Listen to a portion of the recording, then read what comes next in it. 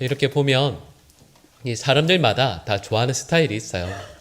어떤 분들은 이렇게 약간 동글동글한 이런 분들을 좋아하는 분들이 있는가 하면 어떤 분들은 이렇게 좀 뭐라고 그럴까 샤프하게 좀 날씬한 분을 좋아하시는 분도 있어요. 또 어떤 분들은 그 좀 귀엽고 좀 깜찍한 스타일을 좋아하시는 분이 있는가 하면 또 멋진 스타일을 좋아하시는 분도 있죠.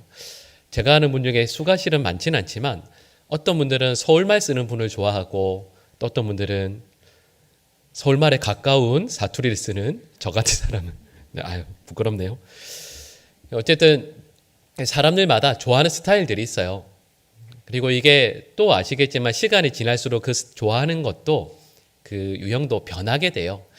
젊었을 때에는 무조건 예쁜 분, 무조건 잘생긴 사람 이게 좋았는데 또 인생의 경험이 쌓이다 보면 아유 그런 것보다 그래도 누군가를 배려하고 또 이해해 줄 수 있고 또 심성이 견고하고 누구보다 성숙한 사람을 원하는 이렇게 좋아하는 스타일도 시간이 갈수록 변하게 되는 것도 있는 것 같아요. 근데 여러분 하나님은 이렇게 좋아하시는 스타일이 있으실까? 혹시 하나님은 이런 유행의 어떤 사람을 참 좋아하실까? 이런 생각을 해보게 돼요. 그러면 하나님은 어떤 분을 좋아하실까라고 했을 때 말씀드렸던 것처럼 사람은 좋아하는 유형이 자꾸 변하게 돼요. 근데 하나님은 또 그 좋아하시는 유형도 변하지 않고 처음부터 끝까지 늘 일정하게 되죠. 근데 오늘 본문 말씀은 저에게 이렇게 말씀해요. 하나님의 마음이 너무 끌리기에 하나님께서 늘 곁에 두고 싶고 늘 함께 하고 싶고 하나님께서 가진 모든 은혜와 복을 주길 원하시는 도와주고 싶은 사람이 있다라고 저에게 말씀하고 있는 거죠. 여러분 그 하나님께서 이 사람을 얼마나 좋아하실까 얼마나 그를 생각하실까라는 생각을 해보게 돼요. 여러분 오늘 본문 우리 5절 말씀을 우리 같이 한번 읽어보실까요? 같이 읽겠습니다. 너희는 하나님이 우리 속에 거하게 하신 성령이 시게 하기까지 사모한다 하신 말씀을 헛된 줄로 생각하느냐? 아멘. 저는 이 말씀의 의미가 뭐냐 하면 이런 거예요. 성령 하나님께서 가만히 보니까 성부 하나님께서 우리를 어떤 그 유형의 사람을 사랑하시는데 얼마나 사랑하시냐면 성령 하나님께서 시기하시기까지 질투하시기까지 성부 하나님께서 이 어떤 사람을 사랑하신다라고 말씀하는 거죠. 여러분 이렇게 말씀을 드리면 실은 이게 얼마나 놀라운 말씀이에요. 왜냐하면 우리와 늘 함께 계시는 하나님이 누구신가라고 했을 때 누구시죠? 성령 하나님이시잖아요. 우리와 늘 함께 한다는 말씀은 우리를 가장 잘 아는 분이 성령 하나님이라는 뜻이에요. 여러분 그러면 얼마나 두려워요. 나의 거짓된 생각, 나의 욕망, 나의 부족함 이 모든 것들을 누가 아신다고요? 성령 하나님께서 아신다고요. 근데 여러분 성령 하나님께서 우리만 아시는 게 아니에요. 고린도전서 2장 10절 말씀을 보시면 이렇게도 말씀해요. 하나님의 가장 깊은 곳까지 누가 통달하시냐면 성령 하나님께서 통달하신다라는 말씀이 나오거든요. 자, 여러분, 우리의 가장 마음 깊은 곳까지 아시는 분이 성령이시면서 또한 성부 하나님의 가장 깊은 마음을 아시는 분이 또한 성령이시거든요. 근데 성령 하나님께서 가만히 보니까 성부 하나님께서 이 어떤 사람을 사랑하시는데 성령 하나님께서 시기 질투하실 만큼 지극히 사랑하시는 거예요. 늘 마음에 생각하시고 늘 바라보고 계시고 귀하게 여기신다 말씀하시는 거죠. 여러분 그러면 하나님께서 이렇게까지 귀하게 여기시고 사랑하시는 그 사람이 도대체 누구인가 이런 질문을 하지 않겠습니까? 근데 우리 하나님께서 이렇게 말씀하시는 거예요. 내가 내 곁에 늘 두고 싶고 내가 지극히 사랑하고 귀하게 여기는 그 사람이 있다. 그러면서 그에게 이렇게 말씀하시는 거예요. 네가 불 가운데 가봐라. 물 가운데 가봐라. 불이 너를 사르지 못할 것이고 물이 너를 침몰치 못할 것이다. 사망의 음침한 골짜기 가더라도 두려워하지 말라. 지팡이와 막대기를 통해서 내가 너와 함께 할 것이다. 말씀해 주시는 거죠. 여러분 이 말씀을 듣는 사람이 누구인가? 도대체 우리 주님께서는 어떤 유형의 사람을 어떤 스타일의 사람을 이렇게 지극히 귀하게 여기시는가라는 질문을 오늘 본문에서 야고보 사도가 말씀하고 대답하는 거예요. 우리 오늘 본문 6절 말씀을 같이 한번 읽어보실까요? 6절 말씀 같이 읽겠습니다. 그러나 더욱 큰 은혜를 주시나니 그러므로 일렀으되 하나님이 교만한 자를 물리치시고 겸손한 자에게 은혜를 주신다 하였느니라. 아멘.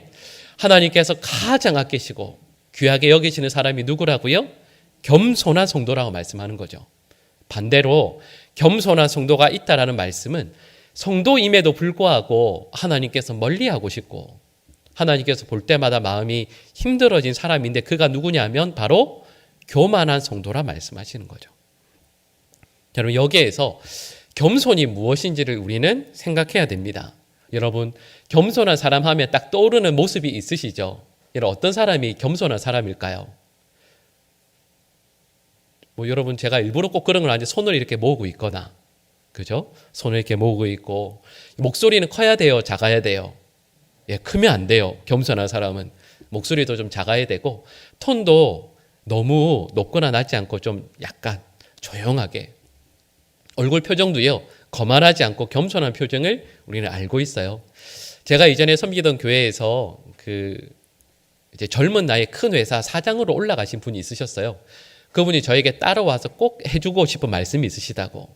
목사님 앞으로 목회자로 성공하고 싶으시면 이거 하나 기억하세요. 근데 그분이 저에게 가르쳐 주신 게 뭐였냐면 인사법이었습니다. 목사는 인사할 때 몇 도로 인사해야 될까요? 대답 잘 하셔야 되죠. 목사는 인사를 몇 도로 해야 될까요? 근데 그 장로님이셨는데 그분께서 저에게 목사님 목사로 성공하고 싶으시면 인사를 할 때 그분이 저에게 말씀해 주신 각도는 정확히 5도였습니다. 생각할 때 30도, 60도, 90도가 아니고요. 목사님 앞으로 내가 큰 교회 한국 교회를 이끌어갈 목사라고 생각하시고 인사할 때는 절대 10도 이상 숙이지 마십시오. 5도만 살짝 인사하십시오. 여러분 이걸 이렇게 말씀하신 의도를 우리는 알고 있죠. 근데 여러분 우리가 생각할 때 여러분 겸손한 목사는 몇 도로 인사해야 될까요? 그죠? 남 얘기라고 너무 쉽게 하시는군요. 90도, 30도, 60도 이렇게 말씀할 수 있죠.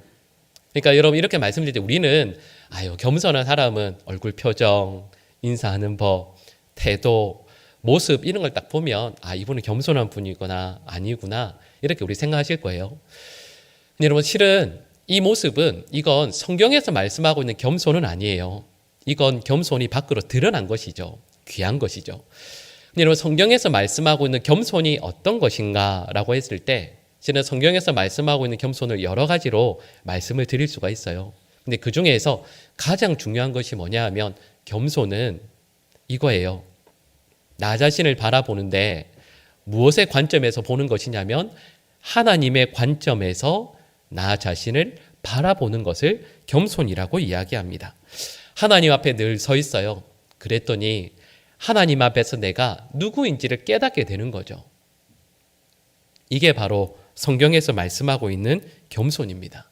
내가 하나님 앞에서 날마다 서 있으니까 내가 누구인지 또 그리고 그 하나님이 누구신지를 정확히 아는 게 겸손이에요. 그래서 우리가 잘 알고 있는 세례 요한이 있습니다. 근데 세례 요한이 예수님 앞에서 참 겸손한 분이었거든요. 근데 그를 이야기할 때 제가 예전에 수요 예배 때 이런 말씀을 잠깐 드린 적이 있습니다. 세례 요한 당시에 가장 존경받는 인물은 다른 사람이 아니에요. 오히려 예수님보다 더 존경받았던 분이 세례 요한입니다. 그래서 세례 요한은 지금도요 메시아로 믿는 종교가 있어요. 그만큼 세례 요한은 그 당시에 탁월한 분이었죠. 모든 사람들이 세례 요한을 메시아라고 여겼습니다. 근데 자신이 메시아라는 이야기를 늘 들었던 세례 요한이 이렇게 말씀해요. 마가복음 1장 7절 말씀 우리 같이 한번 읽어보실까요? 같이 읽겠습니다. 그가 전파하여 이르되 나보다 능력 많으시니가 내 뒤에 오시나니 나는 굽혀 그의 신발끈을 풀기도 감당하지 못하겠노라. 아멘. 아무리 사람이 칭찬하고 존경하고 메시아라고 인정해줘도 나는 예수님의 신발끈 풀기에도 부족한 사람이라고 세례 요한은 고백하고 있습니다. 그 밑에 보시면 누가복음 18장 13절 말씀이 있는데요. 우리 같이 한번 읽어볼까요? 세리는 멀리 서서 감히 눈을 들어 하나님이여 불쌍히 여기소서 나는 죄인이로소이다 하였느니라. 아멘. 이 말씀 아시죠? 예수님께서 비유로 말씀하신 내용입니다. 바리새인과 세리의 기도에 대한 말씀이죠. 그런데 예수님께서 오늘 본문 말씀에 나오는 이렇게 하나님 앞에 감히 서서 고개를 들지도 못하고 가슴을 치며 통곡하면서 하나님 저는 죄인입니다 라고 엎드리는 그 사람을 우리 예수님께서 겸손하다 말씀하세요. 근데 여러분 저희가 방금 두 절의 말씀을 읽었어요. 두 사람 다 겸손하다라는 평가를 받는 분들이죠. 근데 공통점이 있습니다. 그게 뭐냐 하면 세례 요한은 자기가 받고 있는 칭찬, 인정을 자랑하지 않아요. 자기 자신을 누구 앞에서 바라보고 있죠? 예수님 앞에서요. 여러분 세리는 내가 얼마나 많은 돈을 가졌는가 아니면 내가 얼마나 부족한 사람인가를 말하지 않습니다. 세리는 누구 앞에서 자기를 보죠? 하나님 앞에서 자기를 바라봐요. 성경에서 말씀하고 있는 겸손이라는 것은 아유 제가 이렇게 부족해요. 제가 뭘 알겠어요. 할 줄 아는 것도 아무것도 없어요. 이렇게 말하는 사람이 아니에요. 물론 그것도 겸손의 표현이겠죠. 여러분 성경에서 말씀하고 있는 겸손이라는 것은 내가 매 순간순간 하나님 앞에 서 있는 존재임을 잊지 않는 거예요. 하나님 앞에 서서 나 자신을 바라보는 것이고 하나님을 먼저 바라보는 것입니다. 이게 바로 겸손이라는 거죠. 나 자신을 하나님 앞에 서서 하나님을 바라보게 되니까 여러분 하나님을 의지할 수밖에 없죠. 하나님만 붙들 수밖에 없습니다. 이게 바로 겸손이에요. 그런데 이 겸손에 대한 이야기를 하면서 오늘 본문 1절에서 3절 말씀을 보시면 주제어가 뭐냐 하면 기도예요. 여러분 너무 오래된 이야기인데 2달 전에 제가 했던 설교를 물론 기억하기 어려우시죠? 그죠? 저 여러분 너무 좋아요. 늘 새롭게 우리는 말씀을 대할 수 있으니까. 근데 여러분 제가 지난 9월쯤에 야고보서 1장 5절에서 8절 말씀을 가지고 말씀을 전하면서 그때 기도에 대한 말씀을 잠깐 나눈 적이 있어요. 근데 그때 이런 내용을 말씀드렸었습니다. 우리가 하나님께 엎드려 간절히 기도하면 그 기도에 대한 응답이 3가지가 있다라고 말씀을 드렸어요. 첫 번째는 즉시 응답해 주시는 것. 두 번째는 뭐죠? 더 나은 응답을 주시는 것. 세 번째로는 나중 응답을 주시는 것. 이 3가지라고 말씀을 드렸어요. 그런데 오늘 본문 1절에서 3절 말씀은 조금 다른 이야기를 말씀하고 있습니다. 오늘 본문 3절 말씀만 우리 같이 한번 읽어보실까요? 구하여도 받지 못함은 정욕으로 쓰려고 잘못 구하기 때문이라. 아멘. 자, 여러분 이 3절 말씀은 제가 앞서 말씀드린 3가지의 응답과는 다른 이야기를 하세요. 분명히 지금 응답, 아니면 더 좋은 것으로 응답, 아니면 지금은 아니라 할지라도 하나님께서 정하신 때와 시간에 맞게 나중에 응답해 주시는 것 3가지라고 말씀을 드렸는데 방금 읽은 이 말씀은 전혀 응답받지 못하는 기도가 있다라고 말씀하세요. 근데 그 이유가 무엇 때문이라고요? 정욕으로 기도하면 주님께서 응답하지 않으신다 말씀하시는 거죠. 근데 여기에 특징이 있어요. 여러분 정욕이라는 게 무엇이겠습니까? 그럼 여기에서 말씀하고 있는 정욕이라는 것이 결국 나의 마음, 나의 힘, 나의 노력, 애정, 자원 그 모든 걸 누굴 위해서 쓰는 거죠? 나를 위해서 쓰는 거예요. 그러니까 오늘 본문 1절에서 3절 말씀 우리에게 이렇게 말씀해요. 나 자신의 모든 관심과 초점을 맞춘 기도는 하나님께서 들으시지 않으신다라고 우리에게 말씀하고 있는 거죠. 그리고 이 내용을 앞서 말씀드린 것처럼 하나님께서는 하나님 앞에서 겸손한 사람을 사랑하시고 귀하게 여기신다라고 말씀을 드렸는데 여러분 그 겸손은 하나님 앞에서 나를 바르게 돌아보는 거예요. 근데 여러분 여기에서 중요한 차이가 있습니다. 겸손이라고 했을 때 하나님과의 관계에서 나를 본다라고 했을 때 그 핵심은요. 우리의 마음의 힘은 내가 아니라 하나님께 쏟아야 한다라는 뜻이에요. 관심을, 애정을, 마음을 내가 아니라 하나님께 쏟아야 한다라고 말씀하는 거죠. 여러분 그래서 우리가 잘 알고 있는 C.S. 루이스가 순전한 기독교라는 책에서 이렇게 말씀해요. 겸손은 자신을 낮게 아래로 생각하는 것이 아니다. 겸손은 자기에 대한 생각을 적게 하는 것이다. 이 말씀이 맞지 않습니까? 우리는 이렇게 생각해요. 사회에서 말하고 있는 겸손이라는 건 나 자신을 내 곁에 있는 누군가보다 좀 더 낮게 생각하고 표현하는 게 겸손이라고 생각해요. 근데 C.S. 루이스는 다르게 말씀하는 거죠. 겸손은 나를 계속 생각해서 내가 누구보다 부족하고 누구보다 못 가졌고 누구보다 내가 더 훨씬 더 어려운 사람이지라는 걸 생각하라는 게 아니에요. C.S. 루이스는 겸손은 나를 자꾸 생각하는 것이 아니라 누굴 생각하는 건요? 하나님을 생각하는 것이 겸손이라고 말씀하는 거예요. 여러분, 하나님을 계속해서 생각하니 그 앞에서 나 자신의 모습을 볼 수 있게 되지 않겠습니까? 근데 나를 계속해서 생각하면 우리는 비교의식, 열등의식에 빠질 수밖에 없어요. 그것 때문에 우울해지게 되고 그 마음이 무너지게 되죠. 여러분, 말씀드렸던 것처럼 세리는 자기의 죄인됨을 고백해요. 왜요? 하나님 앞에 서 있으니까요. 이런 세례 요한이 모든 사람들이 인정하는 대단한 사람임에도 불구하고 그걸 말하지 않습니다. 누구 앞에 서 있기 때문에요? 예수님 앞에 서 있기 때문인 것이죠. 여러분, 저희 모두가 겸손한 사람이라고 할 때 그것은 내가 어떤 것을 가졌는지 못 가졌는지, 나의 능력이 있는지 없는지, 내가 얼마나 대단한 사람인지 부족한 사람인지를 늘 묵상하는 게 아니에요. 그런 것들은 다 내려놓고 하나님 앞에 내가 먼저 서 있는 거예요. 하나님을 먼저 바라보고 묵상하고 생각하는 것이죠. 여러분, 잘 아시는 다윗이 성경 말씀에 나오는 겸손한 사람의 대명사예요. 사무엘이 이 다윗의 집에 찾아오지 않습니까? 이새의 집에 찾아와서 먼저는 7명의 형들을 만나게 됩니다.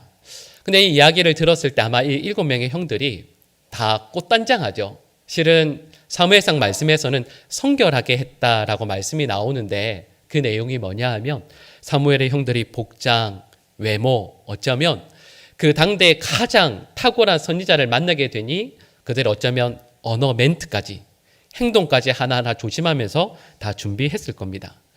근데 이유를 알고 있죠. 왜냐하면 사무엘과의 짧은 만남, 짧은 식사이지만 이 시간을 통해서 그들의 삶이 완전히 변화될 수 있다는 걸 알고 있으니까요. 그런데 그 결과를 우리는 또 알고 있습니다. 하나님께서 뭐라고 말씀하시냐면 하나님께서 사무엘에게 나는 이 사람들을 버렸다라고 말씀하세요. 근데 조금 있다가 이 다윗이 헐레벌떡 뛰어옵니다. 다윗은 초청받지 못했던 사람이었죠. 근데 사무엘의 강권으로 인해서 그가 나옵니다. 근데 참 이상한 게 뭐냐 하면 그 여러 목사님께서 설교하실 때 혹시 이렇게도 말씀하실 수 있을 것 같아요. 다윗도 얼른 씻고 옷 갈아입고 나왔다 말씀하고 있는데 그 말씀을 보면 그런 내용이 전혀 안 나와요. 아마도 다윗은 그 앞에 바로 뛰어 나왔겠죠. 근데 그 다윗을 향해서 뭐라고 표현하고 있냐면 이렇게 말씀합니다. 빛이 붉고 눈이 빼어나고 아름다웠다. 이런 기분 안 상하세요? 저는 이 말씀 읽으면서 이게 또 외모를 보시나 했는데 실은 그런 내용이 아니에요. 왜냐하면 분명히 하나님께서는 나는 사람의 외모가 아니라 중심을 보신다 말씀하셨거든요. 근데 이상하죠? 좀 전에 말씀드린 것처럼 다윗을 향해서 빛이 붉고 눈이 빼어나고 아름다웠다라고 말씀하거든요. 그 이유가 무엇이겠습니까? 이렇게 말씀드릴 수 있죠. 다윗은 형들과는 달리 저 멀리 들판에서 홀로 양을 치고 있습니다. 소식을 들어요. 사무엘이 왔을 때 사무엘에게 잘 보이기 위해 모든 형들이 초청을 받고 예쁘게 꾸밉니다. 근데 거기에서도 제외되죠. 여러분, 그러면 여러분 아마 아시지 않으세요? 여러분, 그럴 때 자녀가 들어올 때 얼굴 표정이 어떨까요? 이미 그 위에 형들은 쫙 서 있고 막내가 거기에 들어올 때 표정이 이미 어떻겠어요? 우리가 길렀던 자녀들이면 여러분 좋은 표정으로 들어오겠습니까? 근데 그러지 않아요. 다윗은 거기에 들어오는데 홀로 들에서 양을 쳤고 부름을 받지도 못해서 보통 사람들이면 얼굴에 원망과 분노가 가득했을 법도 한데 다윗은 그렇지 않습니다. 말씀드렸던 그 내용들이 가능할 수 있었던 것은 우리 인생의 빛의 근원이신 하나님께 다윗이 자기의 마음을 고정하고 있었기 때문이고 다윗이 기쁨으로 예배하는 자였기 때문이죠. 그의 영혼이 하나님 앞에서 순전하고 바른 아이와 같았기 때문입니다. 여러분, 왜냐하면 여러분 아실 거예요. 아이들은 자연스럽게 얼굴에 빛이 나고 눈이 아름답고 곱지 않습니까? 여러분, 이렇게 말씀드린 이유가 있어요. 다윗이 고백했던 그 많은 시편들 가운데에서 시편 131편에 이렇게 말씀합니다. 다윗이 이렇게 고백해요. 우리 시편 131편 1절에서 2절 말씀을 같이 한번 읽어보실까요? 여호와여, 내 마음이 교만하지 아니하고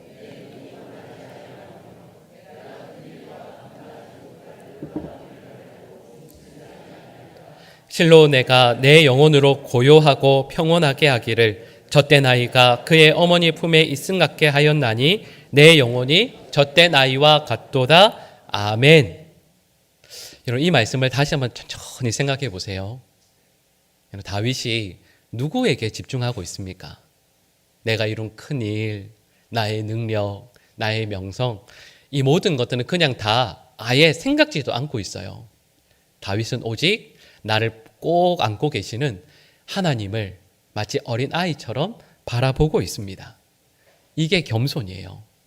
겸손은 내 마음, 내 생각의 초점을 나에게 두지 않고 바로 우리 하나님께 두는 것이라 말씀하는 거죠. 여러분, 아마 신앙생활 하시면 그런 경우들 참 많으실 거예요. 내가 얼마나 부족한지, 내가 얼마나 죄인인지, 내가 얼마나 악한지, 이런 묵상, 이런 생각 참 많이 하시지 않습니까? 여러분, 분명히 이것도 유익함이 있어요. 여러분, 그런데 이 말씀처럼 참된 겸손은 나의 연약함, 부족함이 아니라 하나님을 먼저 묵상하는 거예요. 하나님을 생각하는 거죠. 하나님이 어떤 분이셨는지, 지금까지 내 삶에 어떻게 역사해 오셨는지, 내 부족함 나는 너무 잘 알고 있지만 그래도 하나님께서 나를 얼마나 사랑해 주셨는지, 하나님 앞에서 날마다 서 있는 그 순간들이 쌓이고 쌓이게 되면 여러분, 어느샌가 우리의 우울함, 우리의 무너졌던 자존감이 다시 살아나게 돼요. 이걸 성경에서 말씀하고 있는 겸손이라 말하는 거죠. 여러분, 제가 좋아하는 시인 중에 정호승이라는 시인이 있습니다. 제가 아주 가끔 시를 잠깐 읽어드릴 때가 있는데 늘 죄송해요. 멋진 목소리와 서울 표준어로 시를 읽어야 되는데 지으신 시인에게 제가 너무 죄송한데, 그 정호승 시인의 햇살 내게라는 짧은 시가 있습니다. 제가 잠깐 읽어드릴게요. 이른 아침에 먼지를 볼 수 있게 해주셔서 감사합니다. 이제는 내가 먼지에 불과하다는 것을 알게 해주셔서 감사합니다. 그래도 먼지가 된 나를 하루 종일 찬란하게 비춰주셔서 감사합니다. 이 시예요. 여러분, 이 시를 곰곰이 생각해 보면 이 시인의 귀한 깨달음이 있죠. 아, 나는 먼지에 불과하구나. 근데 여러분, 내가 먼지에 불과하다는 것이 분명히 성경에서 말씀하고 있는 바잖아요. 근데 여러분, 이렇게만 그치면 얼마나 속상합니까? 나는 먼지와 같이 아무것도 아니구나. 여러분, 그런데 이 시인은 실은 이것 때문에 절망하거나 낙담하지 않습니다. 슬퍼하지 않아요. 오히려 감사하고 있죠. 왜냐하면 나는 먼지이지만 나를 비추시는 하나님을 만나고 있기 때문입니다. 이거예요. 참된 겸손이라는 것은 내가 아니라, 먼지인 내가 아니라 나의 영혼을 지금도 비춰주시는 하나님께 집중하는 것이고 하나님을 바라보고 소망하는 것이죠. 하나님을 향해서 늘 바라보고 집중하다가 어느 순간 먼지에 불과한 나를 하나님께서 여전히 사랑해 주시고 귀하게 여겨주신다라는 것을 바라보면서 감사하고 그 하나님을 더 소망하게 되는 것, 이것이 바로 오늘 본문에서 말씀하고 있는 겸손이고, 또 그렇게 이 세상을 살아가는 사람을 겸손한 자라 말씀하시는 거죠. 여러분, 우리 모든 성도들이 참으로 겸손한 자 될 수 있기를 간절히 축복합니다.